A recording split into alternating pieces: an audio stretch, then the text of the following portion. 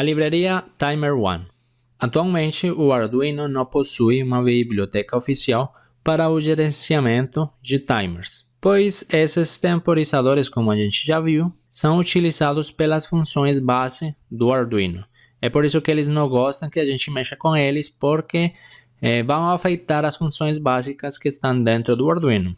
Mas utilizar o timer dá uma potencialidade tremenda nos nossos programas automáticos com a nossa placa. Então, como a gente não tem uma livraria oficial, a gente terá que instalar essa livraria no nosso Arduino. Vocês poderiam procurar pelo Google onde baixar essa livraria, mas eu vou mostrar para vocês o repositório de livrarias que a gente pode baixar no Sketch do Arduino. Estamos aqui dentro do Sketch do Arduino, em um programa totalmente zerado, novo. Então, simplesmente vocês vão ir aqui onde diz Sketch, beleza? E aqui então vocês vão ver que a gente poderia incluir novas livrarias para os nossos futuros códigos. Aqui ela por defeito já mostra várias livrarias aqui disponíveis. Por exemplo, para manipular uma memória EEPROM, para configurar elementos através de Ethernet. Mas no caso, eu vou ensinar para vocês como instalar uma livraria. Então, para atualizar a nossa livraria, se vocês baixam, por exemplo, pela Google, vocês poderiam adicionar a livraria que vocês baixaram. Não necessariamente tem que ser a Timer1.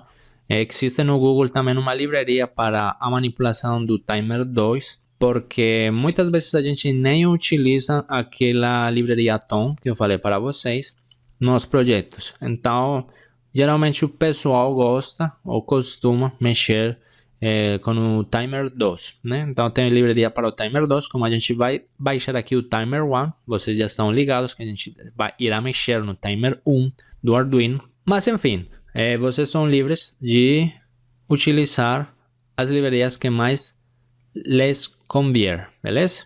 Então se vamos aqui em Manage Libraries, vai abrir todo o repositório de livrarias que existem para o nosso Arduino. Tem uma quantidade gigantesca de livrarias para manipulação de muitos periféricos. Se vocês tiverem noção da livraria que estão buscando, ou se simplesmente digitam aqui uma palavra-chave de algum periférico que vocês tenham e que vocês queiram manipular, vocês vão digitar aqui. No caso, a gente sabe que nós queremos instalar a Timer1, então eu vou digitar aqui o Timer1, aí ele vai pesquisar.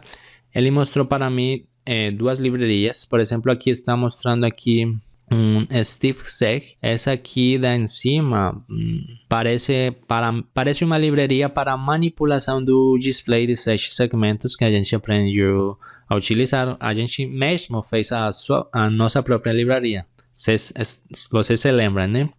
Mas no caso aqui está a livraria do Timer1, então essa que a gente quer, então nós simplesmente vamos instalar ela. Vai começar a instalar, a livraria foi instalada com sucesso, vamos dar aqui em fechar. Beleza, gente? Agora nosso sketch do Arduino está pronto para utilizar a Timer1. Uma vez temos o Timer1, o primeiro que a gente deveria fazer é chamar a nossa livraria. Para isso a gente chama no linguagem C com numeral include e chama aqui com esse maior e menor e o nome da livraria timer1.h. Isso a gente vai colocar no encabeçado do nosso programa para que o Sketch saiba que a gente vai irá utilizar as funções que estão dentro daquela livraria. Uma vez que a gente chama aquele Timer1, isso irá criar automaticamente dentro de nosso código um objeto que será chamado como Timer1. Então a gente já não tem que se preocupar por criar nenhum objeto, já ele é criado, esse Timer1 é criado automaticamente para nós continuarmos configurando as instruções do temporizador. Uma vez a gente chamou a livraria, a gente vai inicializar aquele temporizador. Então a gente vai utilizar o timer1.initialize e entre parênteses a gente vai colocar o período. Essa instrução, como vocês estão vendo, ela inicializa o timer com o valor do período e esse valor do período é o tempo em que queremos que o timer desarme, ou seja, no tempo em que queremos que o timer chame a interrupção. E algo muito importante é que vocês deverão colocar aqui o tempo em microsegundos. Então, se eu quero que se execute alguma instrução de 1 segundo em 1 segundo, simplesmente eu coloco aqui entre parênteses 1 milhão, beleza? 1 milhão de microsegundos correspondem a 1 segundo.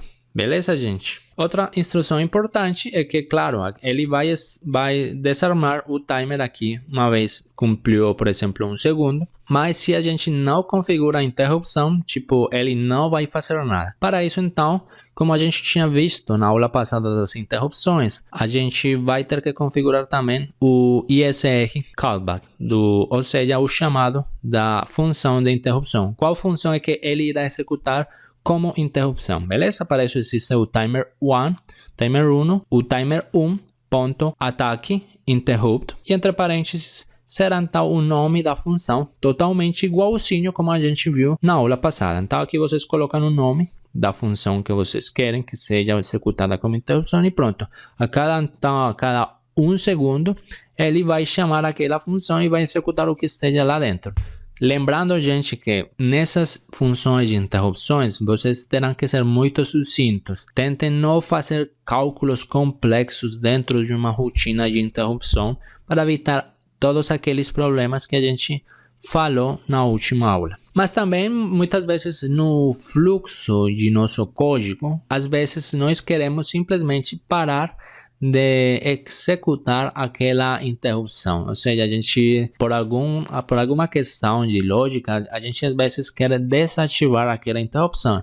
Então simplesmente a gente pode utilizar o timer 1.detake interrupt, simplesmente essa instrução aqui vai desabilitar a função de interrupção que é executada cada vez que o timer é acionado. Por último, temos aquela instrução que é timer 1.read, simplesmente leia o tempo desde a última transferência em microsegundos. Essas aqui então seriam as funções básicas que tem a livraria Timer1. Aquela livraria também tem algumas funções, por exemplo, para utilizar o sinal de PWM, que a gente fala um pouco dele no começo da aula do dia de hoje, mas a gente vai deixar o PWM para mais para frente. Vamos ver então um exemplo de como utilizar o timer 1 dentro do nosso Arduino. Bom, gente, uma vez a gente viu os conceitos básicos para a utilização da livraria Timer1, vamos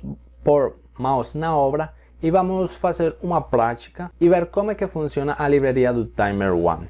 Nesse caso aqui, a gente tem utilizado o Tinkercad para a simulação dos projetos de nosso curso. Desafortunadamente, o Tinkercad não tem como configurar a livraria que a gente está baixando, por exemplo, o Timer1. Eu particularmente desconheço se eu conseguiria botar aquela livraria dentro do Tinkercad. Eu fiz uma pesquisada rápida, mas eu não achei como fazer isso.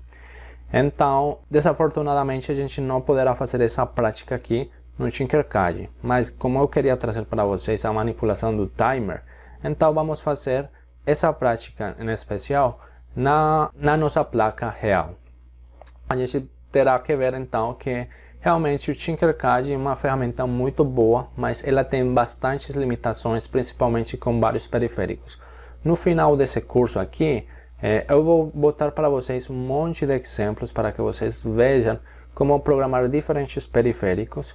E muito provavelmente, muitas das coisas que a gente irá ver, a gente não conseguirá botar lá no Tinkercad, por causa das limitações que tem o software. Mas no intuito do possível, eu tentarei botar a máxima quantidade de material lá no Tinkercad, porque eu sei que alguns de vocês não possuem a placa.